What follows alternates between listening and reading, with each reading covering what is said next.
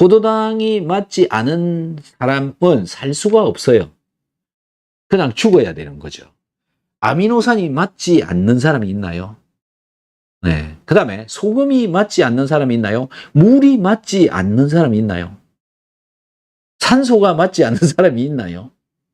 비타민C가 맞지 않는 사람이 있나요? 비타민D가 맞지 않는 체질이 있을까요? 없는 겁니다. 근데 누가 이런 얘기를 하고 있냐라는 건데요. 이게 틀린 말인지도 모르겠습니다만은 틀린 정보일 수도 있어요. 예. 여기 보니까 체질 검사를 했는데 뭐 체질이야 뭐 말을 할 수 있죠. 얼마든지 논할 수는 있습니다. 그런데 그게 얼마만큼 잘 정립이 되어져 있느냐, 언제 정립한 거냐, 뭘 근거로 정립을 했느냐, 확립을 했느냐에 따라서 달라지는 겁니다. 체질 검사를 했는데 비타민C랑 비타민D가 체질이 안 맞으니 의사가 먹지 말라고 했더라고요. 이렇게 되어져 있습니다. 자, 이 정도 되면 여러분들 얼마나 아직도 모르고 있는 부분들이 많이 있는지 이해가 지겠죠. 그 다음에 전문가라고 하는 사람들의 전문성은 도대체 얼마나 전문가인가라는 거예요. 그래서요, 여러분들이 구분을 해서 들을 때는요, 이렇게 보시면 됩니다. 병원에는 각 과가 있어요. 과. 산부인과, 뭐 이비인후과, 피부과, 내과, 외과 뭐 이런 것처럼 그 분야에서 전문가 맞습니다. 어떤 누구들보다도 굉장히 많이 알고 있습니다. 일반인들은 도저히 알 수가 없는 수준으로 많이 알고 있다. 그거 맞습니다. 그런데요, 저렇게 영양성분에 관한 비타민 D가 어떠네, 비타민 C가 어떠네, 저런 거는 전문가가 아닌 겁니다. 그렇기 때문에 아무나 다 전문가다, 다 잘 알고 있는 거다, 이렇게 믿고 그 말들을 믿어버리면 저렇게 돼버리는 거죠. 전문가가 아닌 사람이에요. 체질을 논하고, 그 다음에 체질에 비타민 C와 D가 안 맞다라고 하는 사람은요, 전문가가 아닌 겁니다. 그래서 그런 구분들을 잘 하셔야 된다라는 거고요. 저기 보면은 댓글을 남겨달라고 했으니까, 체질에 안 맞는 사람 있나요? 없습니다. 그 다음에, 영양제로 섭취하는 게 해롭냐? 해롭지 않습니다. 그 다음에 비타민C를 대체 품어 뭘로 하는 게 좋을까요? 없습니다. 비타민C는 그냥 그 분자 그대로 그겁니다. 그거밖에 없어요. 비타민C는 비타민C밖에 없는 것이 비타민 뭐 D로 대체를 한다든지 비타민 A로 대체를 한다든지 그게 안 된다라는 거죠. 소금을요, 다른 걸로 대체를 할 수 있나요? 칼슘을 마그네슘으로 대체를 할 수 있나요? 물을 다른 걸로 대체할 수 있나요? 안 되는 겁니다. 절대로 안 되는 이야기죠. 대체품은 없다. 이렇게 되는 겁니다. 많은 분들이 그렇게 물어요. CBD 오일을 오메가3로 대체할 수 있느냐? 물질이 다르기 때문에요, 대체한다는 것 자체가 불가능한 겁니다. 그래서 안 된다라는 거고요. 저렇게 굉장히 가짜 정보들이 끌어 넘치고 있습니다. 여러분들이 텔레비전에 나오는, 인터넷에 나오는, 유튜브에 나오는 그런 내용들이 얼마나 정확한, 실현 가능한, 실질적인, 철학적인, 진실성이 있는 이야기들인지, 맞는 이야기인지, 이걸 이제는 구분을 잘 하는 사람들이 되어져야 된다. 힘드시겠죠? 그래서 결국은요, 열심히 발품 팔아서 공부를 해야 된다. 그런 방법밖에 없죠. 열심히 공부하셔서요, 가짜뉴스에 속지 마시기 바랍니다.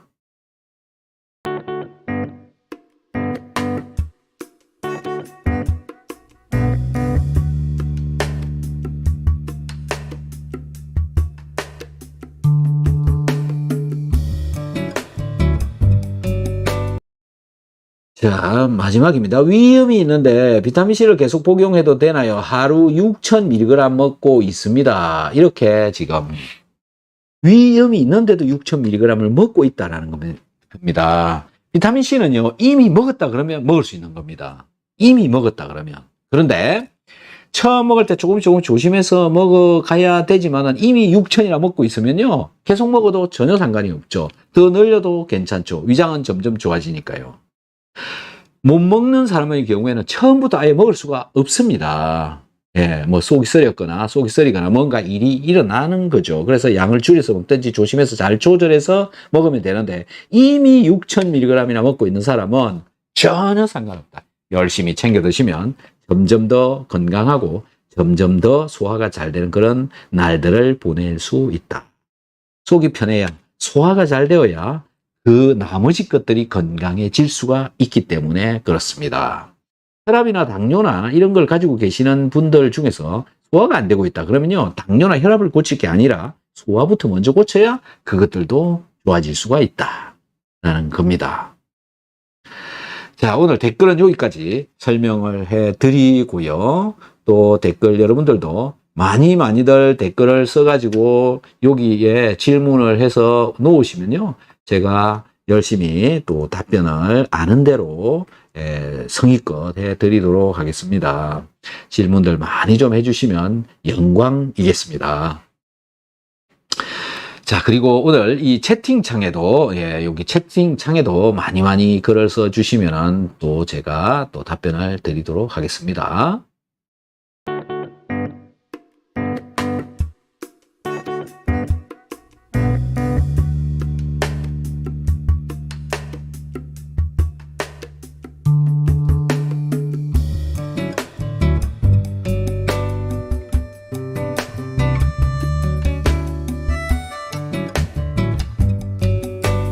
자, 채팅창에 이렇게 글을 많이 질문을 올려주셨습니다. 제가 조금씩 읽으면서 답변을 좀 드려보도록 하겠습니다. 김세원님, 좋은 정보 감사합니다. 이렇게 적어주셨고요. 제이님, 엘리사베님, 반갑습니다. 지금껏 아연을 잘못 먹었네요. 네, 아연, 네, 잘 드셔야 되는 거죠. 그 다음에, 어디에서도 영양제 먹는 순서는 알려주질 않아요. 영양제 먹는 순서, 유튜브에서 닥터 한스를 치시고요. 영양제 섭취 순서, 이렇게 쳐보시면 방법이 여러 가지가 나옵니다. 그러니까 여러 영상이 나옵니다. 그거 보시면서 거기에 맞추어서 먹으면 된다라는 건데요. 저는 영양제를 먹는 순서를 크게 영양제 그룹을 나누어서 설명을 드리고 있습니다. 첫 번째, 소화가 잘 되도록 도와주는 영양제를 먼저 먹는다. 두 번째, 대사가 잘 되는 영양제를 먹는다. 세 번째, 항산화제류를 먹는다. 네 번째, 기능성 영양제를 먹는다. 자, 도대체 무슨 소리를 하고 있는지 이해가 안 되시죠? 자, 첫 번째, 소화가 잘 되도록 해주는 영양제는 비오유키소 소화효소제다. 두 번째, 대사가 잘 되도록 해주는 영양제는 비타민 B군, 마그네슘, 칼슘류, 그 다음에 비타민 D, 아연, 이런 종류들이죠. 그 다음에 글루타치온, 비타민 B군, 요게 대사가 잘 되도록 해주는 영양제. 그 다음에 이제 세 번째, 항산화제. 항산화제는 코큐텐, 알파 리포산, 비타민 E, 셀레늄 이런 것들이죠. 그 다음에 비타민 C 이런 것들도 글루타치온 이런 것들도 항산화제에 들어가죠. 이런 거를 세 번째 단계에 먹는 거다. 물론 비타민 C는 앞에서 먹으니까 됐고요. 요 순서대로 간다. 그 다음에 이제 요게 다 잘 되어지면 그 다음에 먹는 게 뭐냐면 간을 좀 좋게 해보고 싶다. 그러면 실리마린, 밀크, 시슬, 실리마린, 우루사 이런 거 섭취해보면 되겠죠. 그 다음에 나는 뼈가 좀 부실한 것 같다. 비타민 K, 비타민 D, 칼슘, 마그네슘 이런 거 챙겨 드신다. 갱년기가 와서 못 살겠네. 그러면 갱년기 영양제. 오라킨이라고 하는 게 있습니다. 굉장히 잘 들어요. 그런 것들 또 챙겨 먹는다. 피부가 좋아지고 싶다. 머리카락이 좀 많이 나고 싶다. 이런 거 있죠, 그죠? 다양하게 있습니다. 그 다음에 잠이 안 온다. 또 수면에 도움이 되는 영양제. 이런 게 제일 마지막에 먹어야 되는 거다라는 건데요. 여기 앞에 소화가 안 되고 있는 사람한테 트립토판을 막 먹여요. 트립토판이 뭐냐면은 수면을 도와주는 영양제. 멜라토닌이라고 하는 호르몬을 만드는 데 관여하는 트립토판이죠. 그걸 먹여요. 듣나요? 안 들어요. 예, 근본이 달라져 있는 두통이기 때문에 그렇죠. 소화가 안 돼서 일어나는 두통이기 때문에 그렇죠. 이런 순서대로 먹어야 된다. 그래서 첫 번째가 소화다. 라고 저는 정말 강력하게 주장을 합니다. 제가 3년째 이 얘기만 하고 있는데도 아직도 모르고 있는 분들이 엄청나게 많습니다. 여러분들 좀 도와주시면 좋겠습니다. 소화가 안 돼서 고생하는 사람, 그 다음에 몸이 안 좋아서, 몸이 여기저기 안 좋아서 고생하는 사람, 그냥 비타민C 드시라고 그러면 됩니다. 비타민C 드세요, 비타민C 드세요. 그래서 친구분한테도, 부모님한테도, 형제 분들한테도 비타민C를 먹어라 라고 좀 이야기를 전해 주셨어요. 대한민국 사람들은 전부 비타민C를 먹는 그런 나라가 됐으면 저는 좋겠습니다. 비타민C 정말 좋습니다. 한 번만이라도 제발 드셔보시기 바랍니다. 자, 또 가볼게요. 김세호님, 여기 채널 좋습니다. 영양제 관련 내용 많이 시청하고 꼭 건강하세요. 이렇게 적어 주셨고요. 박경자님, 반갑습니다. 저희 남편 요로결석으로 너무 아픕니다. 비타민C, 키토산, 소금, 오메가3 먹어도 될까 알고 싶습니다. 유산균도요, 고혈압도 있습니다. 네, 다 드셔야 되죠. 비오유기소, 소화효소제까지 전부 다 드시는 게 좋습니다. 잘 챙겨 드시기 바랍니다. 그리고 소변의 염도를 꼭 재시면서 소금을 챙겨 먹어야 된다라는 거고요. 이유는 뭐냐면 혈압이 지금 있기 때문에 그렇습니다. 저분이 아마 혈압이 있어서 염분을 아마 적게 먹고 있지 않느냐. 그래서 소변의 염분 농도를 측정을 해보시고 염분 농도가 낮으면 혈압이 올라가더라도 소금을 소변의 염분 농도가 0.9%에 맞게 드셔야 됩니다. 특이한 경우를 빼놓고는요. 보통 혈압이 올라가는, 소금 때문에 혈압이 올라가는 분들은요, 신장에서 염분을 잘 빼내지 못하는 경우에 일어난다. 호르몬의 문제가 있어서 그런 일들이 벌어지는데요. 잘 염분을 빼내지 못하는 경우. 그런 분을 제외하고 혈압이 올라가거나 그러지는 않습니다. 소금을 먹는다고 혈압이 올라가면요, 전 세계에 있는 사람들 다 혈압이 걸려야 되는 거죠. 소금 안 먹는 사람이 어디 있습니까? 다 먹죠. 몸에 소금이 있어야 되고, 혈액 안에도 소금이 들어있어야 되고, 혈관의 바깥에도 소금이 가득가득 있어야 되는데, 그 소금이 없다? 소금 먹으면 안 된다? 혈압이 올라간다? 그거 말이 안 되지 않습니까? 적절한 양의 적당량의 염분이 몸속에 있어야 몸이 돌아가는 것이고 혈압이 유지가 되는 거죠. 소금이 쭉 빠져버리면 혈압이 떨어지기도 합니다. 근데 소금을 너무 많이 먹으면 혈압이 올라가느냐? 아니다. 왜? 신장으로 소금이 자꾸 빠져나가기 때문에 그렇다. 근데 그게 못 나가면 올라간다. 그래서 소금 때문에 혈압이 올라가는 사람은 많지 않습니다. 하지만 소금이 없어서 병이 생기는 사람은 너무 많습니다. 어떻게 하시고 싶습니까? 그래서요, 혈압이 있다고 소금을 안 먹는다? 가시는 길입니다. 가시는 길. 그리고 특히 그 당뇨 환자 중에 신장 투석하시는 분들, 투석한다고 소금을 안 먹는다. 가시는 길입니다. 도대체 저는 그걸 왜 모르는지 모르겠어요.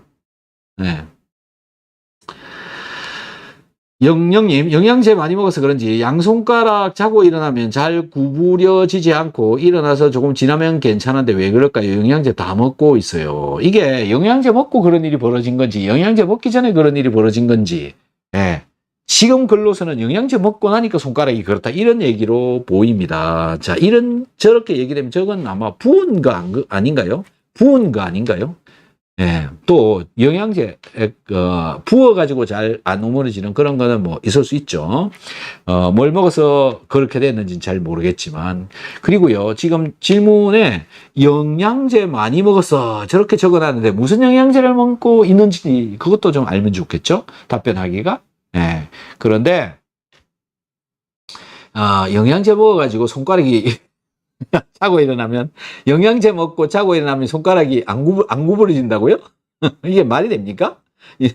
여러분들이 영양제라고 하는 거는 영양제인데 그건 음식입니다. 그러면요, 영양제를 안 먹고 밥을 먹어도 이게 안 구부러져야 되는 거죠.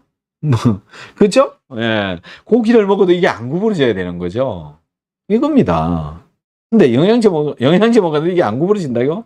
이게 말이 안 되는 거죠. 제가 보기에는요, 뭔가 영양제가 부족하거나 영양이 뭐 그런 게 있지 않을까 싶은데요. 지금 보니까 갱년기라 그런 건지 모르겠네요. 이렇게 적어 주셨네요. 갱년기라고, 네, 갱년기라서 그런지 모르겠다. 그럴 수 있죠. 그죠? 갱년기라고 하는 거요. 여러분 정말 조심해야 되는데요. 혈압이 막 180, 190, 200까지 올라가면 앰뷸런스 타고 병원에 가죠. 그죠? 그 다음에 당이 너무 심하면 또 병원에 가죠. 간에 간염이 걸렸다. 병원에 빨리빨리 가죠. 네. 갱년기가 걸려도요, 빨리 병원에 가셔야 되는 겁니다. 그래서요, 고치셔야 됩니다. 갱년기라고 하는 게 여러분들, 제가 지금부터 얘기를 좀 해볼게요. 갱년기.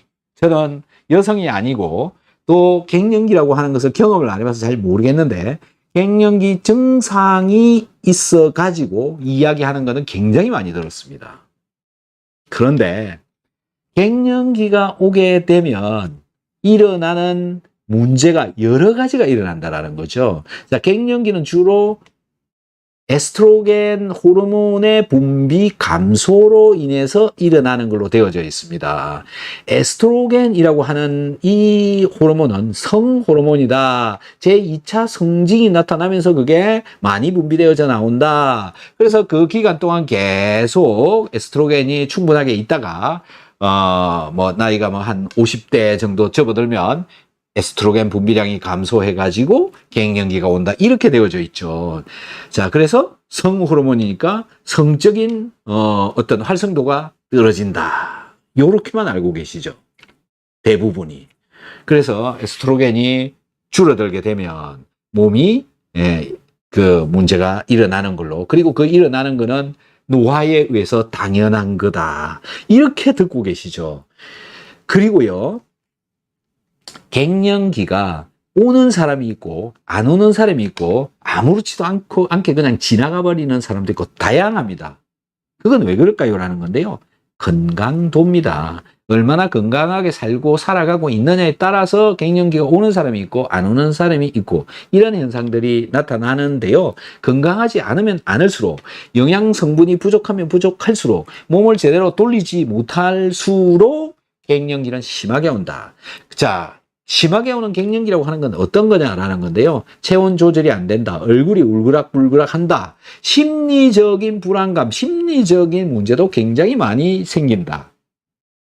그 다음에 춥기도 하다, 움직이기도 싫다, 아무것도 하기 싫다, 귀찮다, 별일이 다 생기는 겁니다. 잠이 안 온다, 잠이 너무 온다, 온갖 일들이 다 생기는 겁니다. 자, 내 몸속에 에스트로겐 한 개가 줄어들었을 뿐인데 왜 이렇게 많은 일이 벌어지느냐라는 거거든요. 이 이야기는 뭐냐면 이 에스트로겐이라고 하는 분자가요. 여기, 저기, 여기, 거기 온 사방에 쓰인다라는 겁니다. 몇 군데인지 아십니까? 200군데 정도 된답니다. 무슨 얘기죠? 여러분들 몸속에 나도 모르는 200군데의 곳곳에 얘가 부족해가지고 아우성을 치고 있고 정말 난리가 나 있다는 겁니다. 그것 때문에 이상한, 특이한, 별다른 이상한 병들이 또 올 수 있다는 겁니다. 그래서 혹시나 갱년기를 지금 느끼고 계시는 분이라면 빨리 병원에 가셔서 호르몬 치료를 받는 게 맞다라고 생각을 저는 합니다. 그리고 갱년기 때문에 호르몬 치료를 받으면 유방암이 잘 걸린다. 그런 또 이상한 말들을 어디서 하는데요. 저는 그게 아니다라고 생각합니다. 논문은 많이 있는데요. 그 논문이 진짜 맞을까? 네. 자, 본래부터 내가 건강할 때는 에스트로겐이 많았어요. 내 몸에. 내가 건강할 때는. 근데 지금 건강하지 않으니까 에스트로겐도 줄고, 노화도 더 빨리 오고, 뼈도 쑥쑥 빠져나가고, 그런 일이 생기죠. 콜레스테롤은 올라가고 다양한 문제가 생기는 겁니다. 그래서 갱년기이신 분들 병원에 가시든가 갱년기와 관련되어져 있는 영양 성분들을 열심히 챙겨 먹든가 그것만 할 게 아니라 운동도 하고요. 여러 가지 해야 될 게 많습니다. 어쨌든 근본 바탕은 뭐냐면은 성분의 부족이다라는 거죠. 무슨 성분? 에스트로겐. 에스트로겐은 누가 만드나? 콜레스테롤이 만든다. 콜레스테롤로부터 만들어져 나온다. 그럼 콜레스테롤이 적절하게, 적당하게 내 몸에서 잘 만들어져 나와야 되겠죠, 또. 그런 관계성을 가지고 있다. 몸 전체를 컨트롤하고 몸 전체에 관여되어지고 몸 전체를 관리를 해주어 가면서 내 몸이 건강해져야 되는 것이지 특정한 부분만 가지고 뭘 하려고 한다. 그거 안 된다라는 거죠. 어쨌든요. 저분 갱년기라면 저런 일들이 벌어질 수도 있다. 그래서 갱년기부터 잡아보셔라 라는 거고요. 갱년기를 잡으려고 하기 이전에 또 해야 되는 게 뭐냐면 소화는 잘 되고 있습니까? 라고 저는 묻고 싶다 라는 거죠. 오늘 이야기가 이해가 잘 되시는 분들은 1번을 한번 눌러주시면 고맙겠습니다.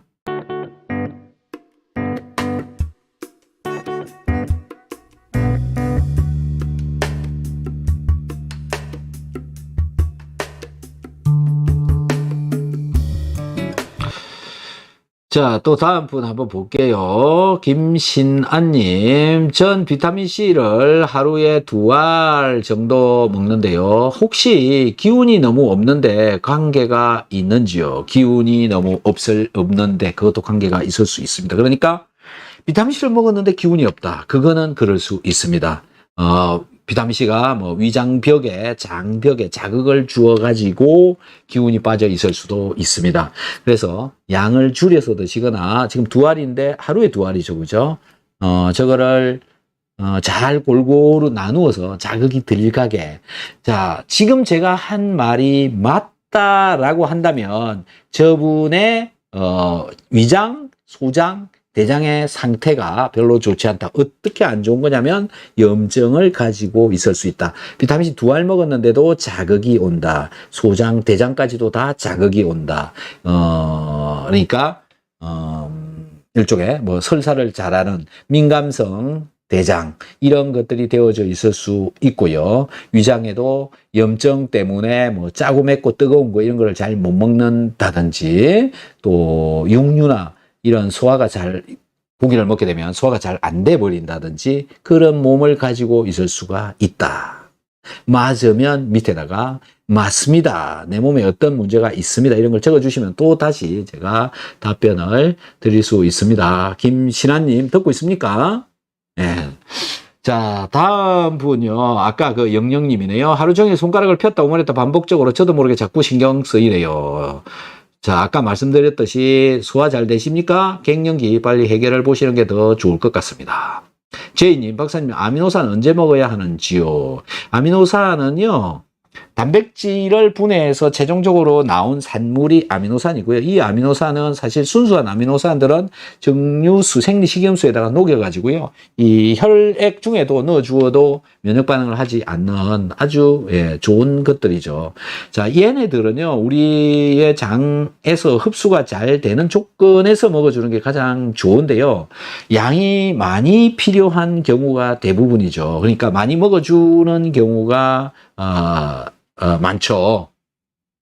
그래서요, 아무 때나 먹어도 됩니다. 식사 때 먹어도 되고, 식사와 식사 사이에 먹어도 되고, 또 뭐, 아침에 일어나서 먹어도 되고, 저녁에 자기 전에 먹어도 되고, 뭐, 아무 때나 먹어도 됩니다. 편할 때 그냥 드시면 되고요. 한 번에 왕창 먹지 말고, 좀 이렇게 늘어뜨려서, 아침에 좀, 그 다음에, 아침과 점심 사이에 좀, 점심에 좀 먹고 이렇게 쭉 나눠서 먹는 게 훨씬 더 효율적이다라고 저는 생각이 되어집니다. 다음은요. 정정숙님. 낮에도 운동하고 지금은 목욕 후 방송 시청 중입니다. 비오육기소, 소화효소제, 비타민 B100, 글루타치온, 비타민 D, 아르기닌, 스탠다드 아미노산 10개월 차인데 영양제는 신경 썼는데 아직도 오락가락 헤매고 있습니다. 늘 박사님께서 강조하시는 소금을 충분히 먹지 않는 게 원인인 것 같습니다. 소금 18g, 물 플러스 국물 2리터 먹어보도록 노력하겠습니다.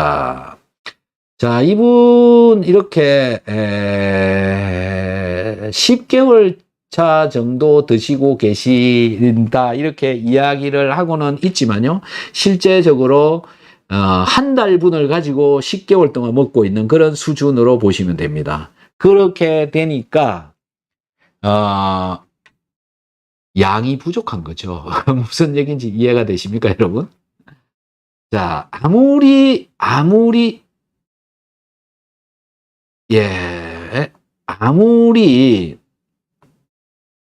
아, 기간이 길어도요, 먹어야 되는 정량이 있는 거죠, 몸 안에는. 예를 들어서 물이 2리터 몸속으로 들어가고 있다면, 하루에 18g의 소금이 들어가야 되는 겁니다.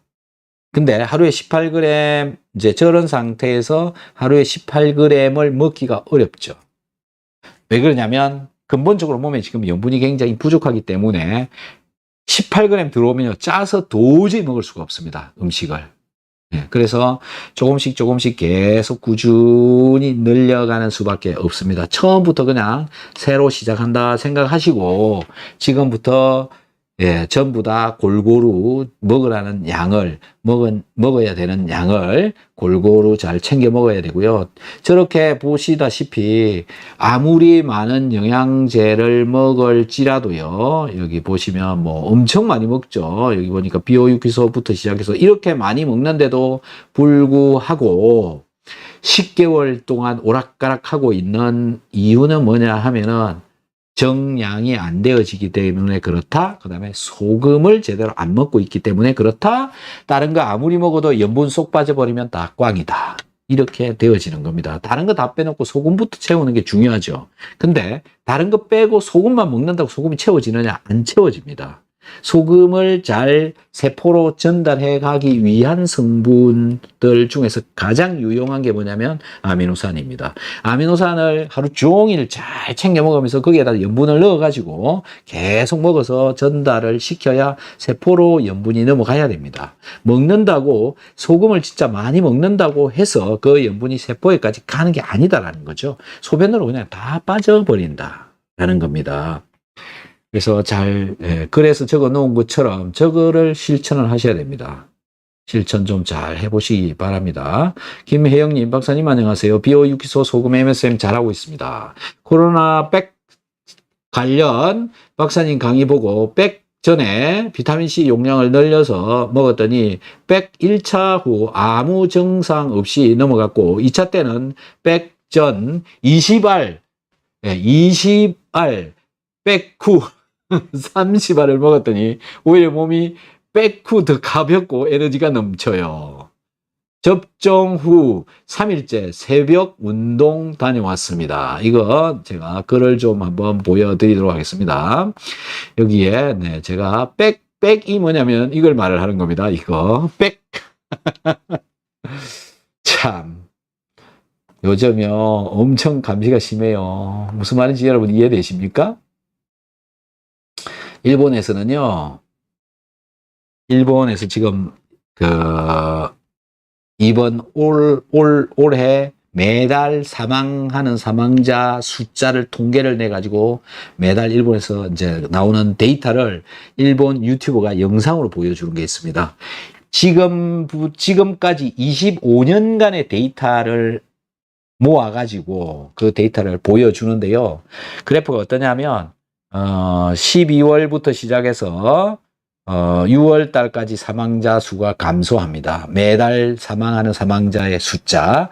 1월 달부터 6월 달까지 사망자 수가 감소했다가 7월 달부터 다시 사망자 수가 증가합니다. 이 그래프가 그냥 지금부터 25년 동안 이런 커브였습니다. 한번 일본의 그 대지진이 났을 때만 좀 달랐고요.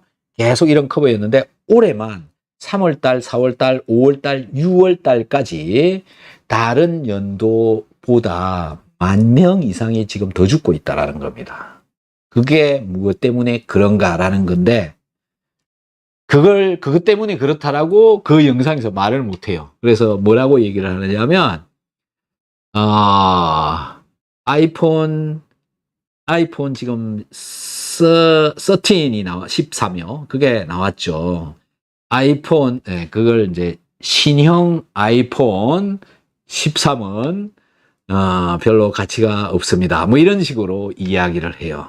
그거라고 얘기를 못하고 지금 저처럼 유튜브에 영상이 다 날아가고 막 그럽니다. 지워져 버리고 강제로 그런 일들이 벌어지고 있어요. 자, 어쨌든 지금 이분 비타민C 먹고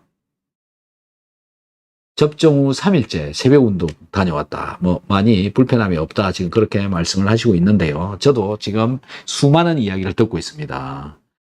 접종하고 너무 힘들어 죽겠다. 온갖 이야기들이 있는데 제 입으로 말을 할 수가 없습니다.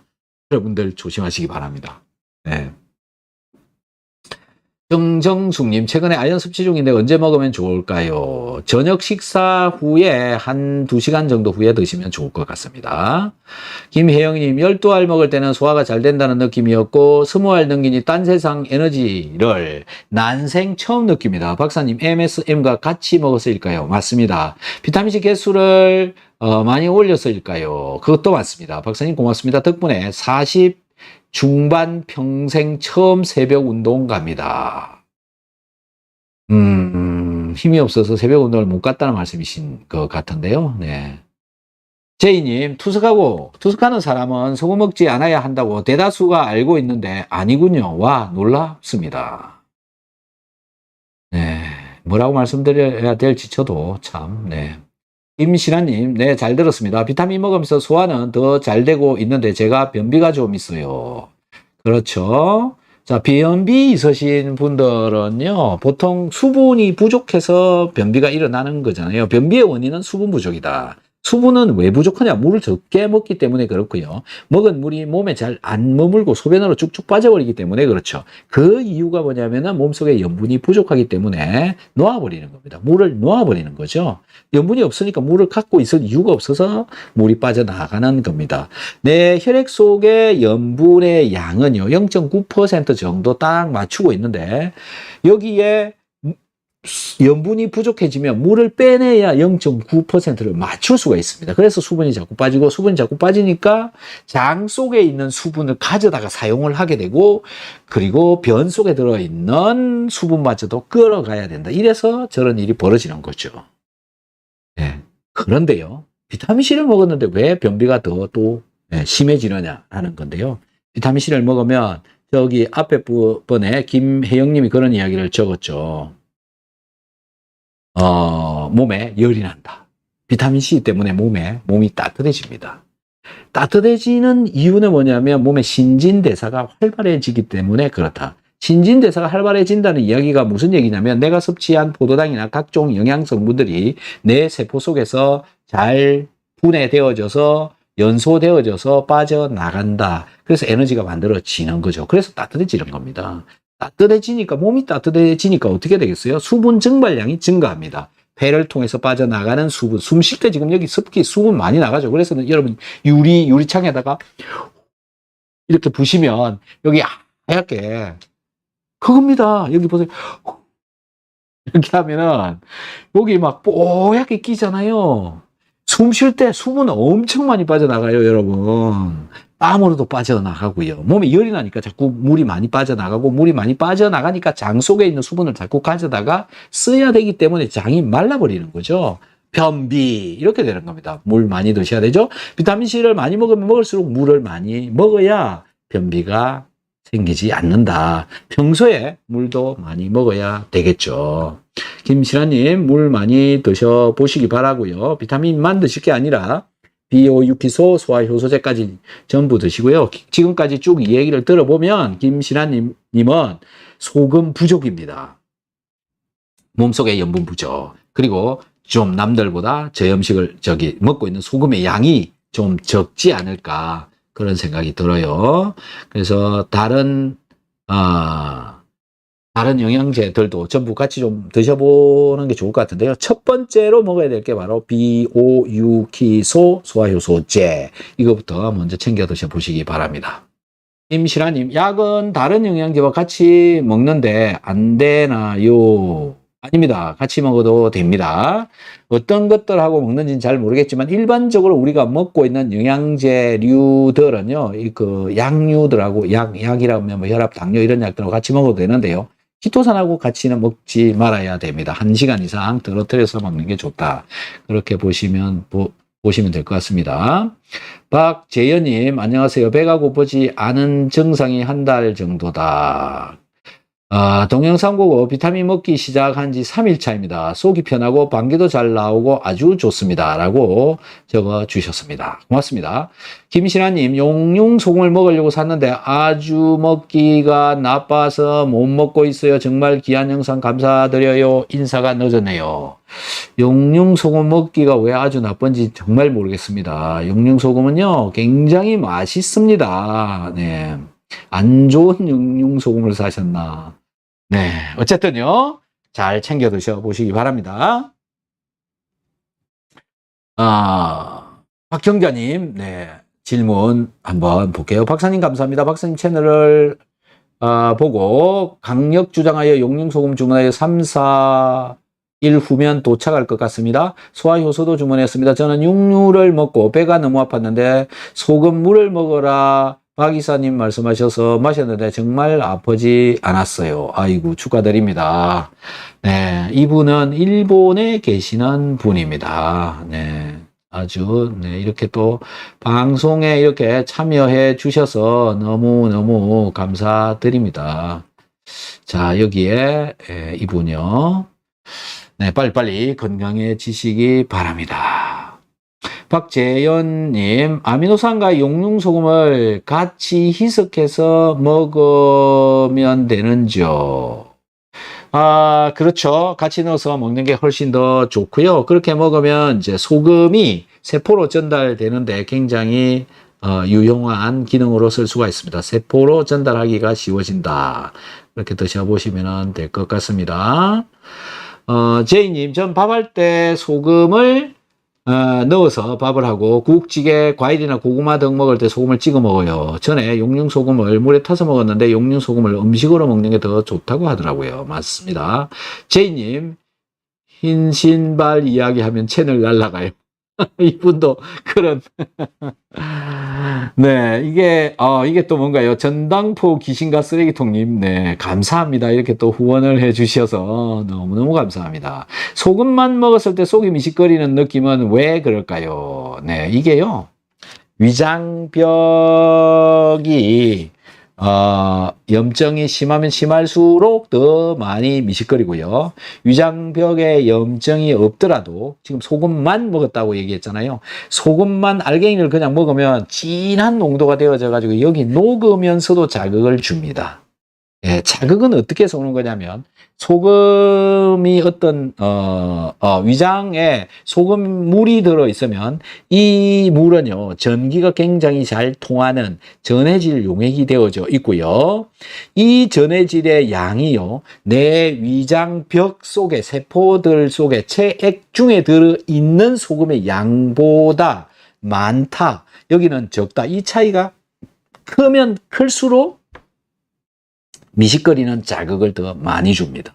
그래서 지금 소금만 먹은 거죠. 물에다가 묽게 타갖고 먹으면 그런 일이 없죠.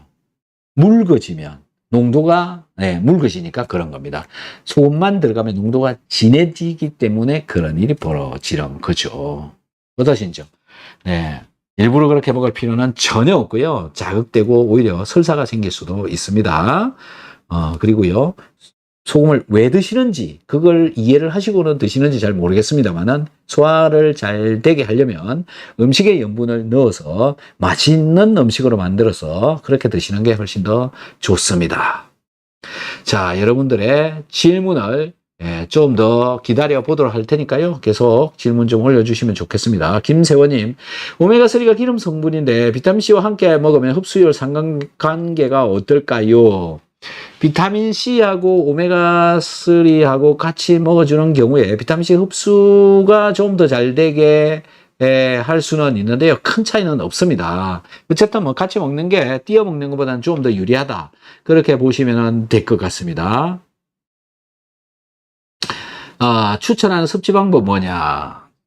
자, 오메가3는 식사 후에 먹어주고요. 비타민C는 식전에 먹으라라고 이야기를 하고 있죠. 그리고 비타민C 흡수를 좀 더 늘리고 싶다라고 하면 식후에 비타민C를 1개, 2개 정도 더 먹어주는 것도 더 좋습니다. 안 먹는 것보다는 먹는 게 더 좋고, 오메가3랑 비타민C랑 같이 먹는 게 더 좋다. 그렇게 보시면 될 것 같습니다. 김혜영님, 박사님, 70대 어머니 소변의 염분 농도가 0.5, 식사량이 적어서 소금 늘리기가 쉽지 않습니다. 아미노산과 같이 드시게 하는 게 좋습니다. 그렇게 하시고요. 식사 후에도 소금, 물을 이제 이렇게 드시도록 하는 것도 좋고요. 중간중간에 뭐 음료수, 과일 이런 걸 먹을 때도, 음료수를 먹을 때도 소금을 넣어서 먹는다? 네, 뭐 뭔가 하여튼 먹을 때마다 염분을 조금씩 보충을 해보면 훨씬 더 좋을 것 같습니다. 지금 이제 계속 찍어도 0.5밖에 안 나오고 그러면 염분이 지금 굉장히 떨어져 있는 상태고요. 저런 상태에서 이제 병원에 가게 되면 이제 그러니까 몸이 안 좋아가지고 병원에 가게 되면 염분을 이제 보충을 하려고 혈액으로 보충을 하는데 그걸로는 충분하게 세포로 전달되어지지 않기 때문에 병을 회복하기가 굉장히 힘들어집니다. 그래서 지금 살아서 계실 때요, 음식에 염분 충분하게 잘 넣어서 꾸준히 잘 드시는 게 저는 좋다고 생각합니다. 그리고 이제 혈압이 올라가지 않는지 그것도 잘 관찰하셔야 되고요. 노화에 따른 신장 염분 배출 능력이 떨어지게 되면 혈압이 올라갈 수가 있으니까요. 그것도 관찰을 잘 하시면서 한번 해보시면 좋을 것 같습니다. 자, 질문 기다려 보도록 하겠습니다.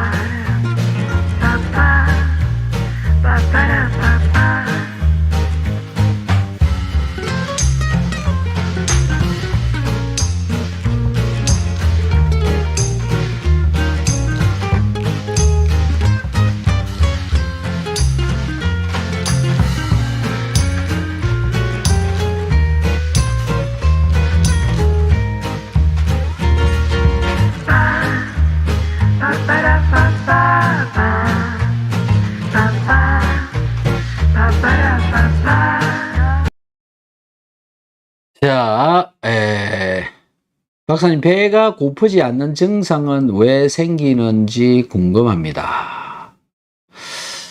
배가 고프지 않는 증상. 자, 이거 굉장히 애매한 거고요. 개인적인 그런 내용들입니다. 그런데요, 제가 열심히 생각해서 말씀을 좀 드려볼게요. 배가 고파야 되는 게 맞는 겁니까? 배고픔이라고 하는 걸 알아야 맞는 겁니까? 여러분들은 배가 고프다라고 하는 것을 어떻게 해서 아시나요? 때가 돼서 아는 건가요? 점심 시계를 딱 보니까, 이제는 배가 고픈 거네. 12시가, 점심을 12시에 먹는다면, 12시가 딱 되면은 그냥, 배가 고픈 거네. 이렇게 해서 아시는 겁니까? 뭐, 어떻게 아시는 거죠? 배가 허전하다? 배가 아프다? 통증이 온다? 뭐, 어떤 걸로 아시는 거죠? 네. 보통 배고픔을 알게 되는 경우가, 손이 떨린다? 칼로리가 부족해졌다? 통증이 온다? 느낌이 온다? 허전하다? 허기가 진다? 이런 걸로 배고픔을 아시나요? 네. 정상적으로 건강한 사람은요, 배고픔을 모르는 게 저는 정상이라고 생각합니다. 왜요? 좀 전에 제가 배고픔을 안다라고 하는 그 열거한 것들은요, 전부 몸이 정상이 아닐 때 일어나는 겁니다. 네, 칼로리가 부족했다. 그래서 일어나는 거죠. 힘이 없다. 칼로리가 부족해서 그런 거죠. 네. 그러니까 정상적인 몸이면 칼로리가 부족하지 않아요. 그러니까 제가 볼 때는요, 배고픔을 모르는 게 정상적인 몸이다. 네, 그 다음에 속이 쓰리다, 따갑다, 허기가 진다, 이런 것들도 결국은 내가 문제가 있어서 느끼는 겁니다. 저는 사실 배 고픔을 사실 잘 못 느껴요. 배가 고프다 이런 거 잘 몰라요. 배 고프다라는 걸 자꾸 알려고 하지 마세요. 왜 그걸 알려고 그래요? 네, 때 되면 그냥 먹으면 되는 거죠. 때 되면 그냥 먹으면 되는 겁니다. 그리고 때 되면 시간 맞춰서 먹는 게 맞습니다. 배 고프지 않아도 먹는 게 맞습니다. 왜요? 내 몸속에는 들어가야 되는 양의 칼로리, 그 다음에 미네랄, 영양 성분 이런 것들이 있기 때문에 그렇죠. 대부분요, 식사 시간에 잘 안 맞추고 자기 맘대로 먹는 사람들이 있습니다. 배고파야 먹는다. 예, 책도 있죠. 하루에 한 끼만 먹는 사람들. 배 고플 때 먹는다. 근데 그게 올바른 방법이냐? 올바른 일이냐? 제가 볼 때는요, 지금 그냥 한 개의 유행이라고 생각합니다. 예, 한 개의 유행. 일일일식. 네, 그 책을 쓴 사람이 일본의 의사인데요. 자기 몸이 이따만하게 뚱뚱했던 사람입니다. 근데 일일일식하고 뺀 겁니다. 그래서 일일일식이 최고인 줄 아는 거죠. 네, 그런 오류에 빠지면 안 됩니다. 그래서 그걸 따라서 우리나라 사람들도 많이 하시고들 계시는데 무슨 오토파지가 일어난다. 네. 뚱뚱한 사람은 그래도 됩니다. BMI가 높은 사람들. 근데 날씬한 사람이 그렇게 한다?